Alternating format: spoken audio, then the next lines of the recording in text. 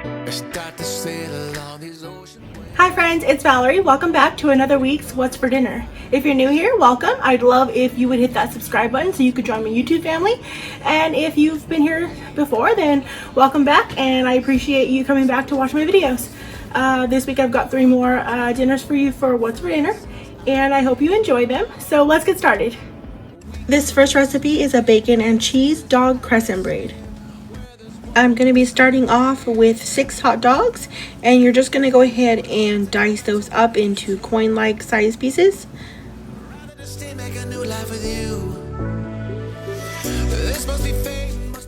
This next step is definitely not necessary because you can just put the hot dogs in this braid uncooked and they will cook up in the oven. But I do like the flavor of hot dogs when they're fried up, so I'm just taking some oil in a pan and placing those hot dogs in there and just browning those up, as you can see there. Next, I've just went ahead and lined my baking sheet with some parchment paper, and I'm taking these Crescent Rolls that are just the Aldi brand ones, and I'm going to open those up into the sheets. And unlike the brand name, like the Pillsbury ones, they come into 2 separate sheets, so I had to combine them all. So you'll see me trying to piece those together. I believe the Pillsbury ones are just one solid sheet with perforations in them. So I just made little pinches, and now I'm just going to go ahead and cut into the braid with a knife. This is what's going to create the braid effect on top. So just make like about 1-inch strips and about 1/3 of the way in onto each side. Next, I just went ahead and grated up some cheddar cheese. This is about 1.5 cups worth. Because I want to use some American slices as well.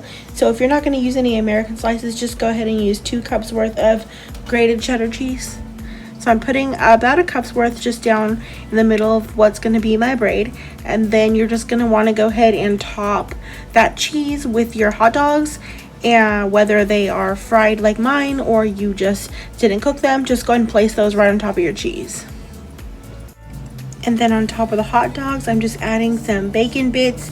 This is from some bacon that I already had cooked that I just went ahead and chopped up into bacon bits. You could also use real bacon bits that just come packaged, about 1/2 cup's worth. Next, you'll just be topping that with your remaining cheddar cheese that you have left. And then you're going to go ahead and place the American cheese slices on top of that. I used 3 of them and just spread them out evenly. I just wanna leave our normal lives behind us. If you enjoy watching my videos, don't forget to hit that like button and the subscribe button so you can join my YouTube family.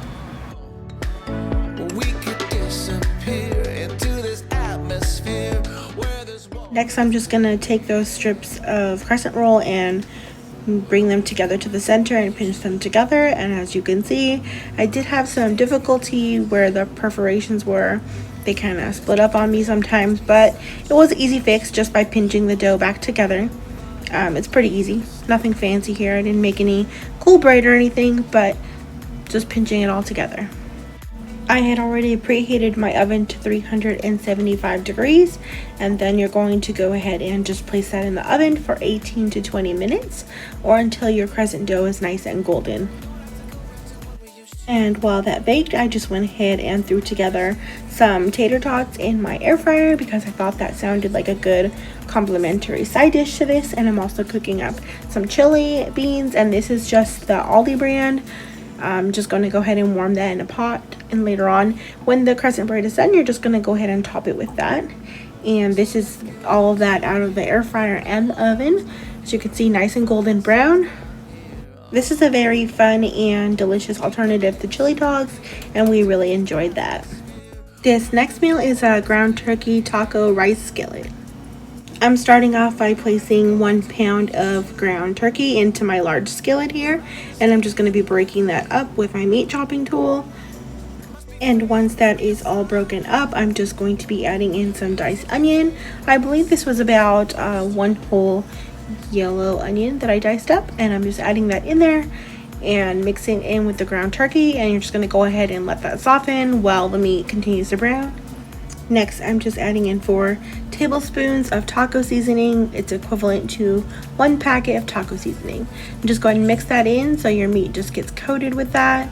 Next, I'm adding in a couple of cloves of garlic that I had minced up, and I should have added these in when I did my onions to the meat, but I forgot, so there I'm just adding that in anyways, and also a can of Rotel and a can of yellow corn that I drained. And then you're just gonna go ahead and mix that all into your meat.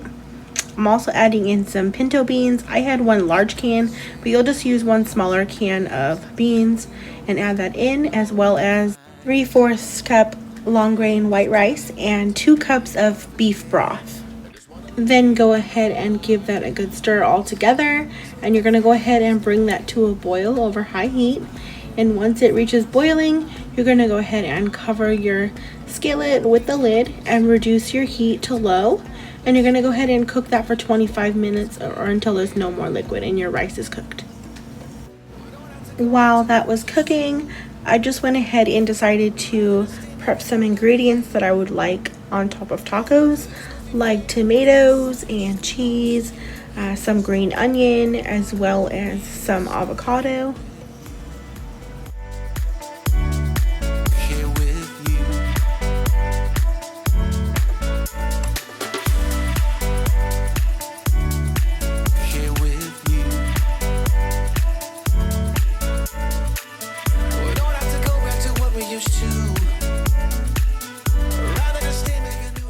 And once that is done, you will just go ahead and check that, make sure your rice is cooked, and then you're going to go ahead and top that all with 1.5 cups of shredded cheese, and I'm using extra sharp cheddar here. Then you're just going to go ahead and place the lid back on that so that your cheese can melt, and you'll just let that sit for a few minutes. Look at how yummy that looks, and let me tell you, it did not disappoint. This was super good, super easy, and like major thumbs up on this one. It's one of those meals that like my boyfriend will just keep saying that was super good, and that's when you know that it's really good. So I think you should definitely give this one a try. This last meal is just some easy fettuccine alfredo with some chicken and broccoli. I started off by bringing a large pot of water to boil, and I'm going to go ahead and add in 1 tablespoon of salt to that. Just give it a good stir to let it dissolve in the water, and I'm gonna go ahead and add in 1 package, I think it's a 16-ounce package of fettuccine, and just go ahead and cook that to your package directions.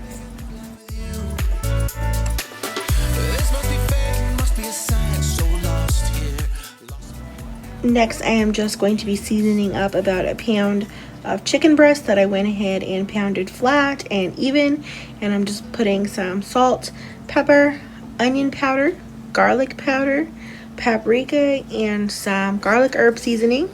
Pretty much my typical seasonings that I like on chicken. It adds a lot of flavor and color. And I just go ahead and use my tongs to press those seasonings on, so when I put them into the pan they don't just all fall off. And I apparently didn't hit record right away, but I put some olive oil and a tablespoon of butter into my cast iron skillet here, and I just went ahead and placed those chicken breasts in there, and you're going to cook them for 4 to 5 minutes each side and then flip them. I'm just microwaving a quick bag of this steamable broccoli from Aldi, and I'm going to get started on my sauce, and I'm just using this Prego sauce, jarred sauce. It's just easy. It was already in my pantry, and I'm just going to go ahead and pour that into the pot that I boiled the pasta in. I also cooked up some garlic in the skillet that I cooked the chicken in. It's not burnt, it's just some of the chicken bits that were at the bottom of the cast iron, and I mixed that in, as well as a couple of handfuls of cheese.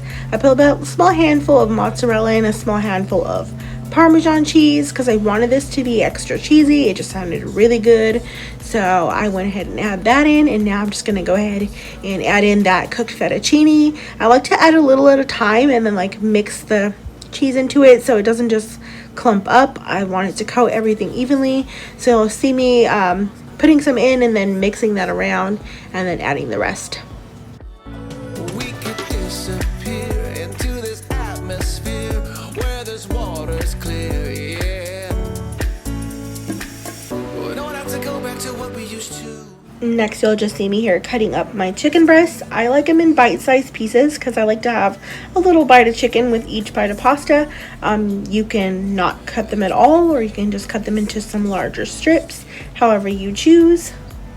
Alright y'all, this meal was really good. That chicken had a lot of flavor, and the additional cheeses that I put into that Alfredo sauce really amped up the flavor in this. I think the sauce by itself is also very good though. Alright, that's all y'all. Thanks for watching. Don't forget to take a moment to hit that subscribe button so you don't miss out on any future What's for Dinner videos. I hope you all have an amazing week.